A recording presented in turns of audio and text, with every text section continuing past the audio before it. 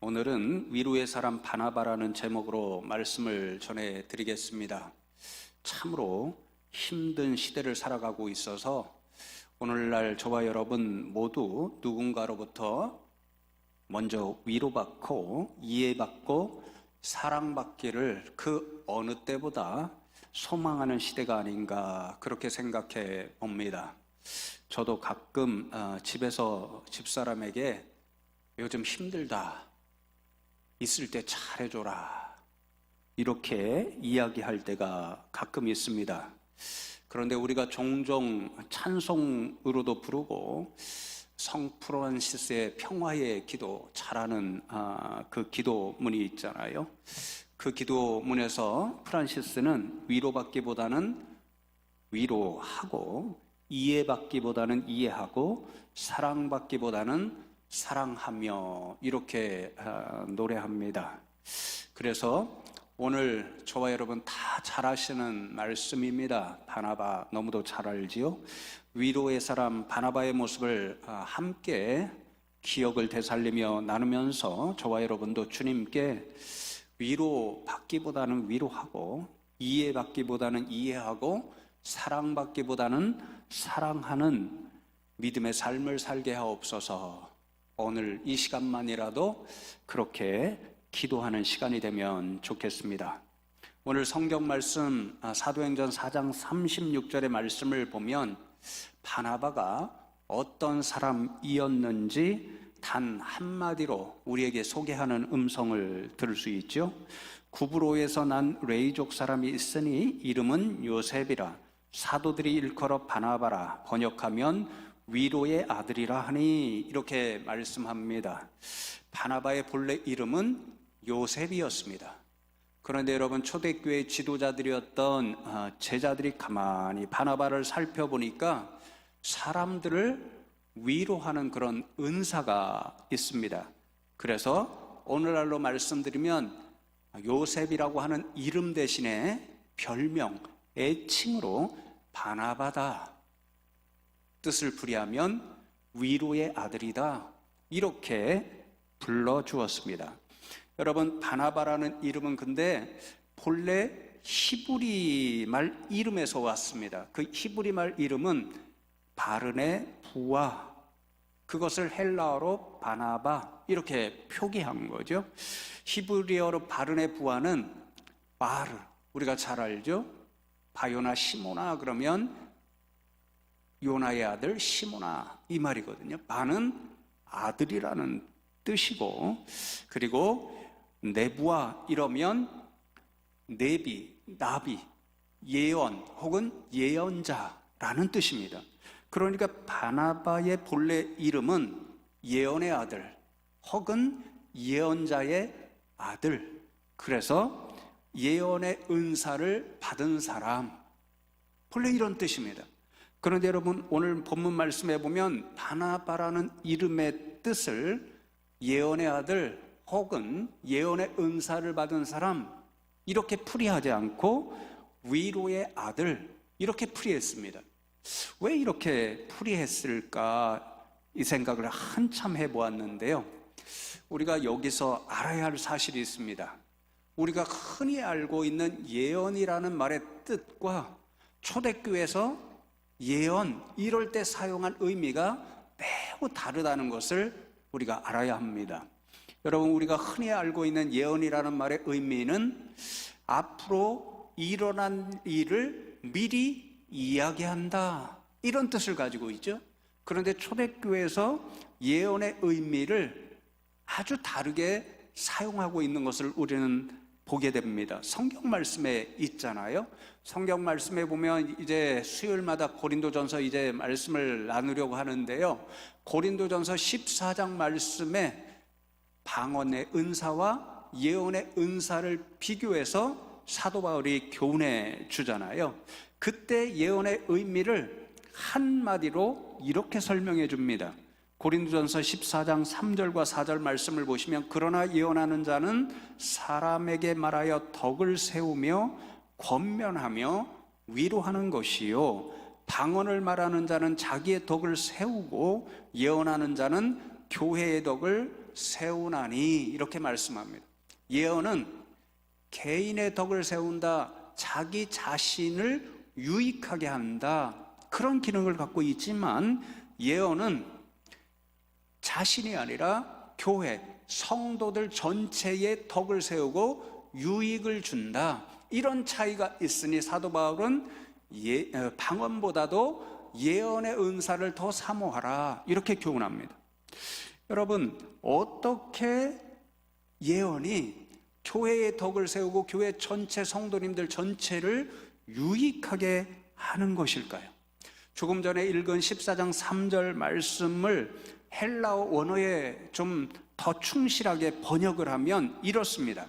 그러나 예언하는 사람은 사람들에게 덕을 세우는 말, 권면하는 말, 그리고 위로하는 말을 합니다. 이렇게 번역할 수 있습니다. 예언하는 사람들은 사람들에게, 성도님들에게죠, 말하는 것으로 교회의 덕을 세우고 유익을 준다. 예언이 이런 좋은 기능이 있다, 이런 뜻인 거죠. 어떤 종류의 말을 해서 교회를 유익하게 하고 성도들의 덕을 세워주냐면요, 세 가지 말이죠. 첫 번째로는 덕을 세우는 말입니다. 이 말의 원어를 찾아보니까요, 건물을 튼튼하게 세우듯이 성도님들의 신앙을 예쁜 말을 통해서 든든하게 세워준다. 우리가 신앙생활 하다 보면 어떤 사람이 이런 말을 해서 시험 들었어, 이런 말을 할 때가 있잖아요.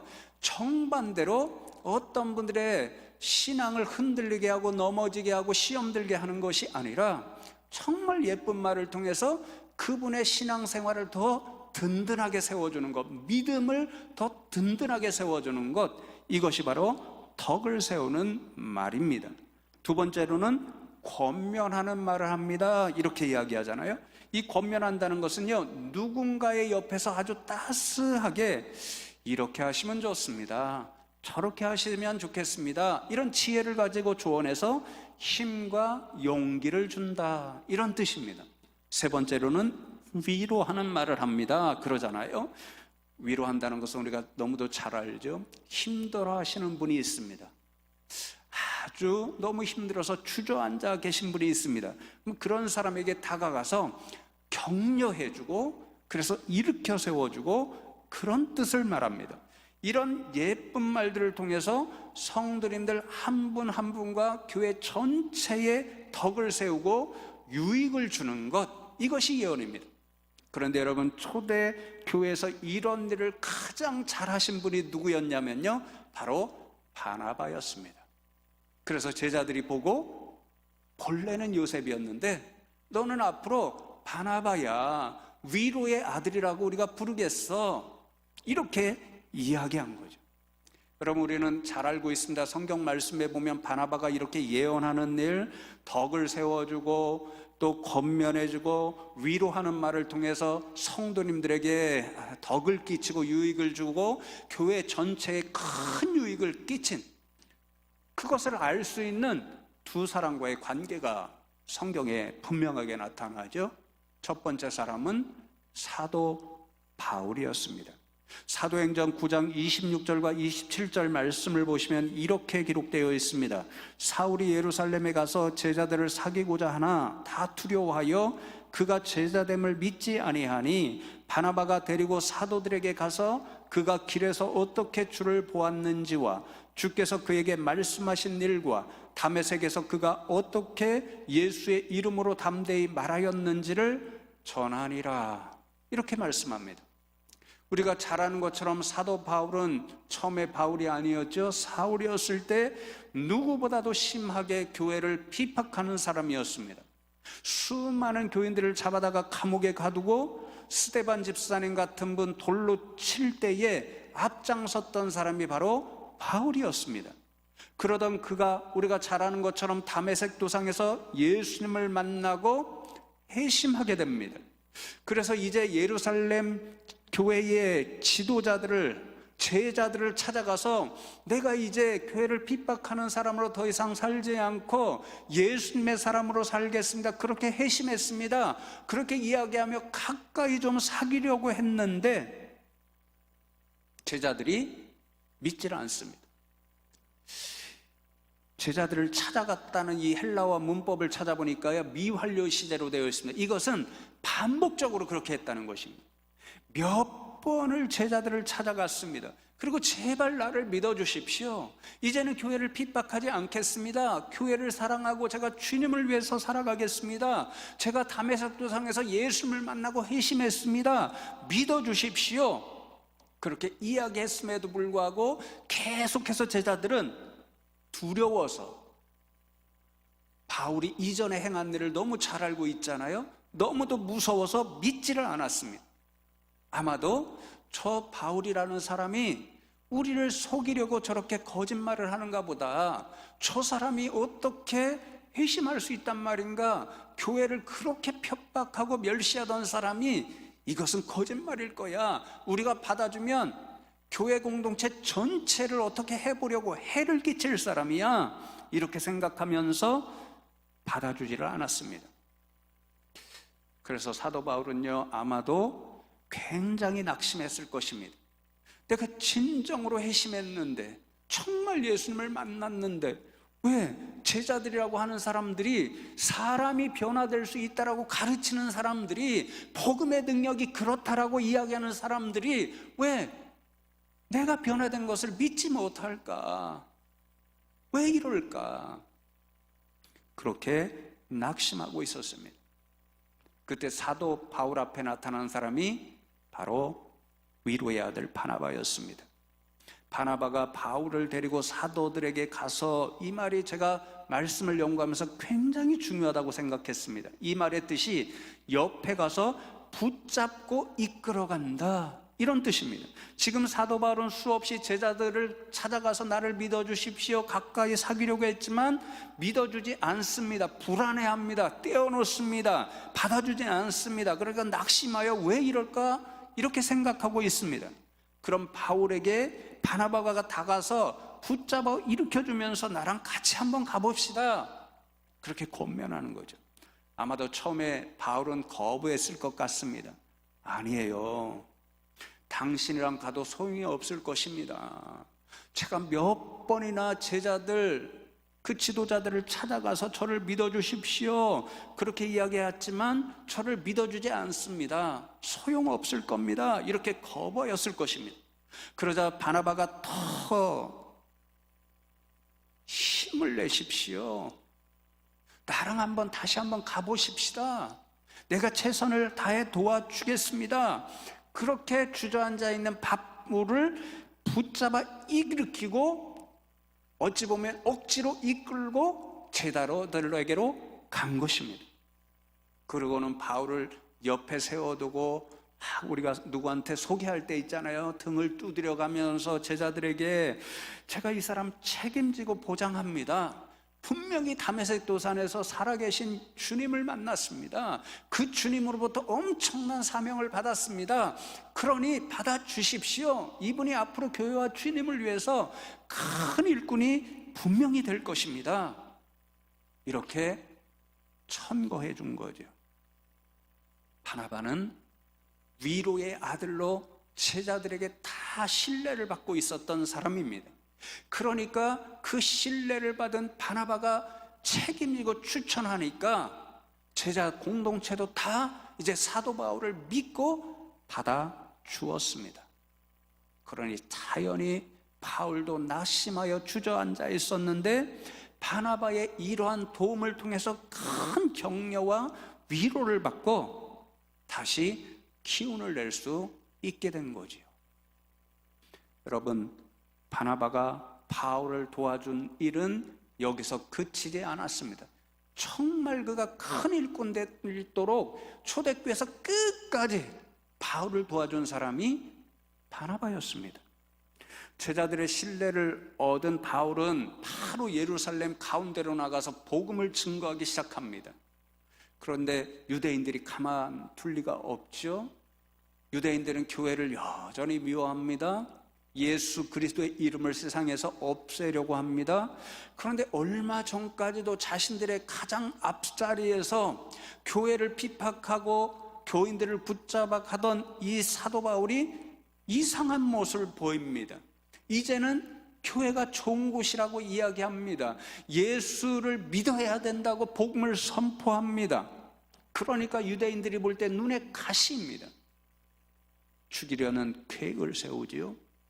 이것을 알아차린 제자들이 급히 바울을 안전하게 도망치게 해서 당분간 고향 다소에 가서 숨어 있으시오. 이래서 고향 다소로 가서 숨어 있게 됩니다. 여러분, 사도행전 말씀을 보십시오. 온 서신서를 보십시오. 사도 바울을 가리켜 심리학자들이 딱 한마디로 정의합니다. 사명에 불붙은 사람, 사명을 위해서는 물불을 가리지 않는 사람, 그 사람이 사도 바울이었습니다. 그런데 여러분, 유대인들의 눈을 피해서 지금 고향에 숨어 있습니다. 아무것도 하지 못합니다. 그렇게 시간이 가니까 매일매일 사명에 불붙은 사람, 사명을 가지고 세상에 가서 그냥 물이라도 불이라도 두려워하지 않고 뛰어들려고 하는 그 바울이 아무것도 못하니까요, 얼마나 답답하겠어요. 내가 도대체 이게 무슨 일을 하고 있는 거지?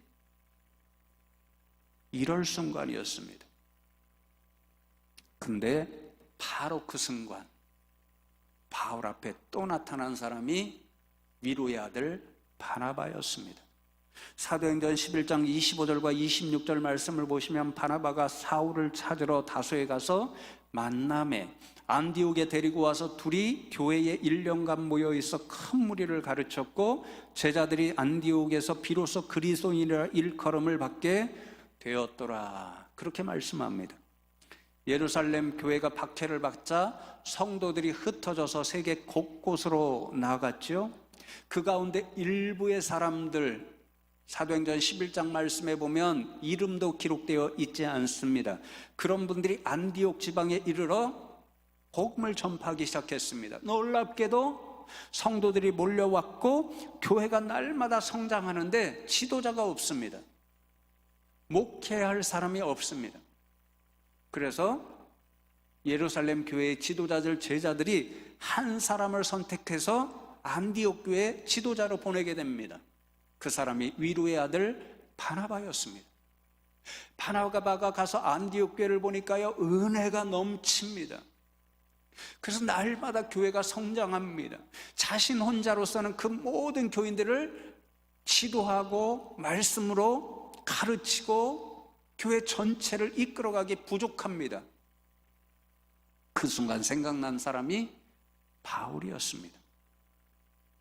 그래서 바나바가 바울을 찾아러 그의 고향 다소로 갑니다. 찾는다는 말이요, 우리가 TV의 사극 같은 데 보면 어떤 훌륭한 인재가 있는데 이런저런 일 때문에 고향의 낙향에 있든지 아니면 깊은 산속에 들어가 계신 분이 있잖아요. 그러면 임금이 어떤 분을 택해서 가서 꼭 찾아서 데리고 와라. 나라를 위해서 큰 일을 해야 된다. 이렇게 꼭 데리고 오라. 그렇게 명령을 내리잖아요. 그러면 그 명령을 받은 사람이 왕의 사신이 되어서 묻고 찾아갑니다. 고향에 갔더니 어디로 갔다는데 갔더니 또 어디로 갔다, 깊은 산속으로 갔다. 그러면 끝까지 묻고 물어서 그곳에 찾아가서 임금님이 나라를 위해서 꼭 큰 일을 해야 된다고 하니까 가십시다, 이렇게 하잖아요. 이 찾는다는 말이 그 말입니다. 안디옥 교회를 위해서 꼭 필요한 사람이라고 바나바가 확신했습니다. 바울을 꼭 데리고 와서 함께 사역을 해야 될 것이라고 감동을 받았습니다. 그래서 고향 다소를 찾아가서 사울이 지금 어디에 있습니까? 바울이 어디에 있습니까? 내가 그 사람을 꼭 찾아야 됩니다. 만나야 합니다. 묻고 물어서 바울을 찾은 거죠. 그래서 또 붙잡아 이끌고는 나와 함께 안디옥 교회 갑시다. 그곳에 주님의 놀라운 은혜의 역사가 일어나서 날마다 교인들이 몰려오는데 나 혼자로서는 그 사명을 감당할 수 없으니 당신에게 주님 주신 사명이 있으니 이때가 그 사명 행할 때입니다. 감당할 때입니다. 그렇게 위로하고 격려해서 고향 땅에서 답답해하고 낙심해있던 바울을 이끌고 안디옥 교회로 같이 가서 사역을 합니다. 여러분 한번 생각해 보십시오. 바나바가 없었더라면 주저앉아 있던 바울을 그가 격려하고 위로해 주지 않았다라고 한다면 바울은 어떻게 되었을까요? 아마도 낙심한 채로 끝이 났을지도 모릅니다. 그러면 초대교회에서 아니요 수많은 학자들이 교회가 로마 제국을 통해서 또 전 세계를 통해서 부흥하고 발전하고 세계의 교회사를 일군 가장 중요한 한 사람 꼽으라면 사도 바울을 꼽습니다. 사도 바울이 없었다면 기독교 역사가 쓰여질 수 없었을지도 모른다, 그렇게 이야기하는 분들도 있었습니다. 그러면 사도 바울이 바나바의 이 일을 통하여 다시 용기를 내고 일어나지 않았다고 한다면 어쩌면 교회의 역사가 완전히 달라질 수도 있었던 거지요. 그런데 여러분, 그러한 바울을 주저앉아 있던 자리, 낙심해 있던 그 자리에서 찾아가서 끝까지 붙잡고 힘을 내자, 용기를 내자, 일어나, 주님 주신 사명을 감당해야 돼, 그렇게 위로하고 격려하고 믿음을 더 든든히 세워준 사람, 그 사람이 바나바였습니다. 위로의 사람 바나바가 그러니 교회 역사에 엄청난 중요한 공헌을 하게 된 거죠. 사랑하는 성도 여러분, 또 한 사람이 있죠. 마가 요한입니다. 바나바와 바울이 안디옥 교회에서 함께 이제 사역을 하게 됩니다.